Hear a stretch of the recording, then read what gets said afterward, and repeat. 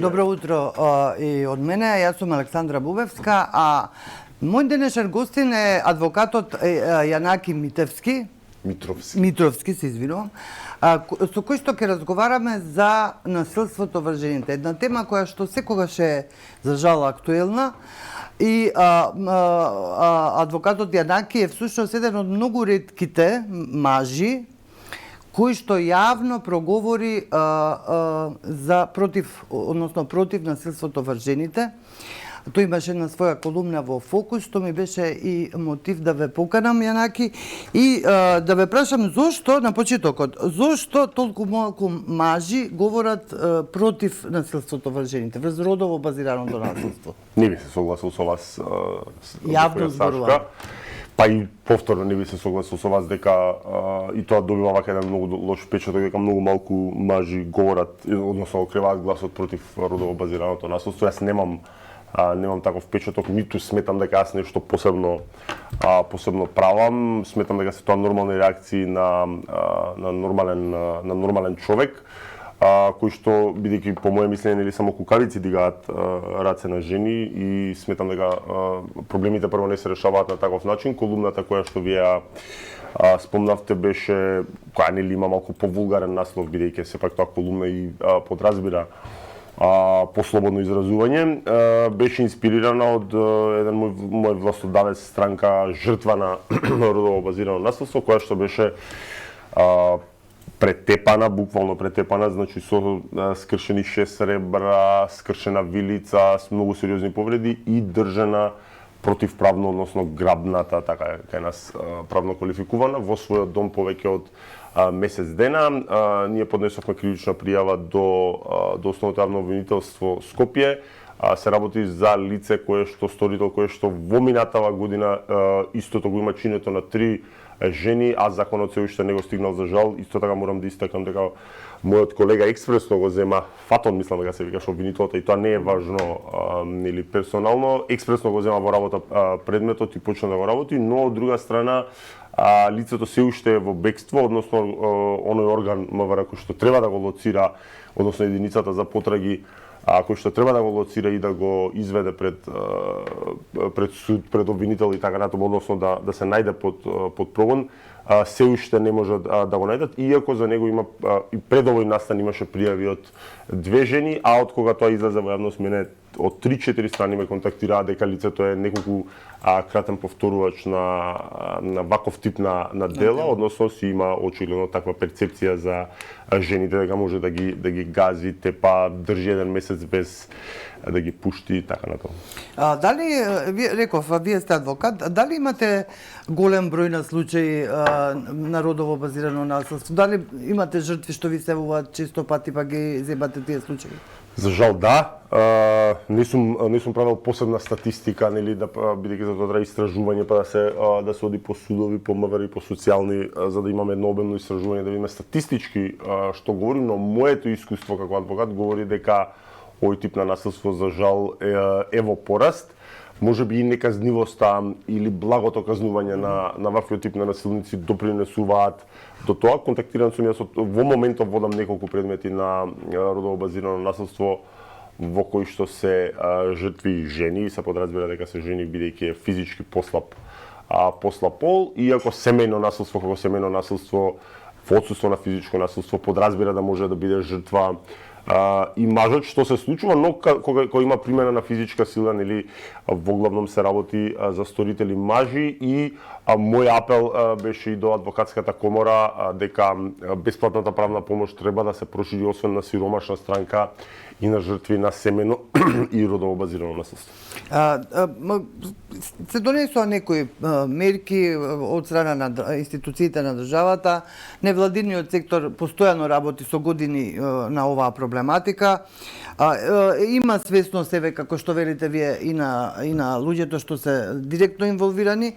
Дали жртвите на родово насилство доаѓаат до правда побрзо и полесно сега отколку да речеме пред неколку години или во минатото? Правдата по дефиниција е спора во Македонија, и секаде во светот судските постапки траат, и тоа е во ред. Меѓутоа самиот проблем тргнува од фактот да некои статистики говорат дека дури на 7-миот пат на семено насилство во просек жртвата се решава да го напушти насилникот. Например, јас сега завршив еден предмет со семено насилство каде што жена сопруга и мајка беше нападната од својот сопруг, односно и беше расцепена главата и таа се уште се мислеше дали да го напушти, да му даде втора шанса, што е чудно вака како лаик, но е карактеристично однесување за жртва на семено насилство, која што смета дека, не знам, ќе се коригира насилникот, не знам, не е маш ако не дигне рака и некои такви други ступидни застарени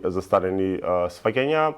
Мора да бидеме јасни дека ваквиот тип на насилство е недозволив и воглавном воглавном влече корени од економската зависност на жената. Во најголем дел од случаевите се жени кои што народски кажано немаат каде да одат, па можеби од нема и каде остануваат со жртвата, а дали добиваат заштита како формална заштита добиваат, меѓутоа изречените казни се преблаги. Например, еве ќе ви посочам дека во минативе 2 до 3 години во Тетово од стотици случаи на семено насилство сите завршуваат со уставна осуда, односно не е изречена ни една затворска казна, што условно речено можеби ги охрабрува насилниците. Условни казни се изречени за сите, ви велам, и тоа ни една затворска казна не е изречена и тоа условно речено можеби ги охрабрува насилниците затоа што казната е, да речеме, бенигна. Вие во својата колумна говорите и за нешто што го нарекувате фолклор, а во нашиот менталитет сега се воздржувам да го употребам тој збор, но ќе го употребам, бидејќи значи нешто друго, а тоа е дека вообичаено е дека треба да се тепаат жените. Така останало од некоја, не знам, од некоја минато, макар што мислам дека не е тоа од минато, ама во ред. Да, вака сега ви кажам, јас сум противник на токсичниот квазифеминизам, модерен квазифеминизам кој што се шири не само кај нас, туку е тоа некој тренд во светот, но исто така сум противник и на кретенски патриархално воспитани луѓе кои што, и тоа е оној фолклор за кој што народен фолклор за кој што говорам во колумната, за кој што вие сега го посочувате, тоа е дека улогата на жената е нели строго да биде во кујна, дома, да не работи, да ги гледа децата, и дека не е невообичаено истата да се најде под чизмата, односно под насилство од страната на мажот. Тоа ден денеска се случува во широки размери, особено во руралните средини го има многу, и постои нешто што се привлекува кај скоро сите жртви на семено насилство, барем од моје искуство, тоа е да самите си, што јас не го разбирам, бидејќи не сум експерт или не сум психијатар, но психијатрите тоа го објаснуваат, дека се јавува чувство на срам кај жртвата, која што е жртва и е претепана, а таа се срами наместо насилникот да се срами за веројатно се срами затоа што се случува нешто што се вика двојна виктимизација, таа жртва потоа станува уште една жртва. Така е, ден денеска, иако сме подписник и ратификувана Истанбулската конвенција која што стриктно забранува да центрите за социјална работа се обидуваат да ги помируваат жртвите, ние ден денеска имаме таков тип на постапување од центрите за социјални работи, конкретно госпојата која што вие спомнав со расцепена глава, во постапка за семено насилство беше сугерирано дека многу бара, дека можеби и она го провоцира и некои такви чудни укажувања од страна на социјален работник, што е недопустимо. Како да се смени тоа? Видете, прво треба да се смени менталитетот на луѓето. Без тоа не правиме ништо. Значи, во руралните средини се уште владее силно патриархално воспитување. Не дека е тоа лошо, улогата на таткото нормално е неспорна, или на сопругата е неспорна, таман работа. Меѓутоа, прво говориме за менталитетот на луѓето, второ спороста на институциите во постапување. Конкретно, жената која што беше нели мотив за мојата колумна, ден денеска се поминати некои, ако не се лажам, 3 месеци, се уште е по безбедносен план, не може да се движи без полиција, бидејќи напаѓачот е на слобода. Да, колегава секојаш веднаш го зема предметот да го работи, меѓутоа тука затајува МВР, која што се уште не може, а Скопје не е дека некој огромен град, не може да го лоцира насилникот, и менталитетот во комбинација со спороста на институциите, па и неказнивоста или условно речено неказнивоста или односно бенигно казнување на насилниците допринесува до тоа да ние се уште имаме еден висок степен на родово базирано насилство и семејно насилство. Добро, дали вие како адвокат можете да придонесете кон тоа? Да се малце побрзо институциите, малце поинаку да делуваат и да действуваат кога се работи за вакви случаи? Дискутабилно е, знаете како дискутабилно е кога една индивидуа може да допринесе. Јас се трудам секогаш да допринесам во да некои работи добијат позитивни текови и се обидувам да речеме мојата, не знам, медиумска присутност и така натаму да искористам за да се алармираат институциите, меѓутоа еве конкретно тоа остана без резултат во случајот за кој што ви говорам, затоа што 3 месеци подоцна единицата за потраги Примавера не може да го лоцира насилникот, инспекторките од семејно насилство веќе не ни комуницираат со жртвата, а истата до недоглед може да остане буквално затворена, заробеник во сопствениот дом, и тоа е веќе една двојна виктимизација за која што вие говорите, затоа што не е двојна виктимизација само кога социјалниот работник ќе говори глупости, туку двојна виктимизација е кога и вие сте претепана и држана буквално месец дена против своја волја во домот на насилникот, туку и кога веќе